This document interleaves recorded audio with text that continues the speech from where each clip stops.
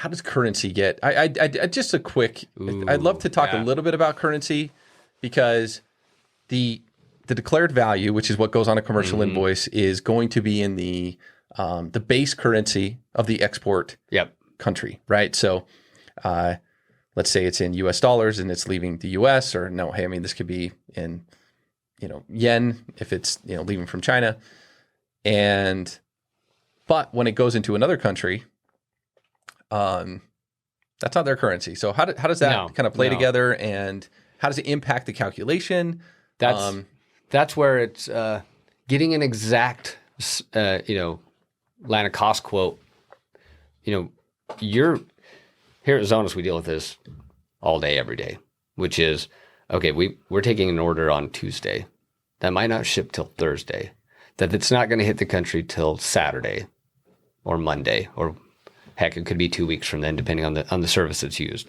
And there's lots of currency and exchange rates happening. Customs is going to use theirs, and some of them will base it based on the time. What do you mean theirs? Like their own? Yeah, and some of them update it daily. They tell they all have their own brokers, FX rates that they use. And they're pinning it to usually the market, but they don't. A lot of them might only update it every month, and every broker that clears it uses that static exchange rate. And then you've got the actual currency, and when the carriers are billing the duty and tax at different places, if they're billing it to a different country, they're going to use their own exchange rate as well to convert that, whether it be euro back into USD or to CAD or wherever they may be billing it. They have their own exchange rate that's live at the time that they're processing that invoice. So it's there's a lot of exchange rates happening with that. But then just think of it in general from a retailer's perspective.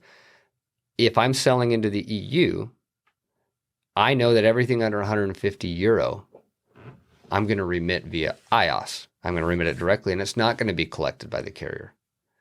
And anything over 150 euro, the carrier is going to collect. So don't use the. Okay, so which FX rate am I going to use if it's under the de minimis, right? Am I using the customs exchange rate in that example? I'm trying to figure out what retailers are doing in general. Like it's kind of a fuzzy math that knowing which orders should be remitted and which ones aren't. And then different exchange rates are being used depending on if it's remitted or not, right? Well, because if it's over the de minimis, the exchange rate that's being used to calculate is a customs exchange rate, right? Yeah, and I would say customs is going to look at the value of that shipment based on their exchange rate, right? Yep. So you're going to have times where, as a retailer, I think it's under 150 euro, and customs says no, it's over 150 euro, or vice versa. And so you have to watch. There's problems with you might remit your taxes and get a bill, and you've got to make sure you catch that and have to. Well, yeah, when you remit it, now you're remitting it 3 months after the fact, right? Or maybe 2 months after the fact, and you're remitting it in their currency, right? So when you're doing the remittance, you're declaring, look, I sold this much. First off, you were dealing with the custom stuff, trying to calculate, everything went over de minimis. And then the ones that were under, you're having to deal with an exchange rate that is so far in the future, possibly, right? Like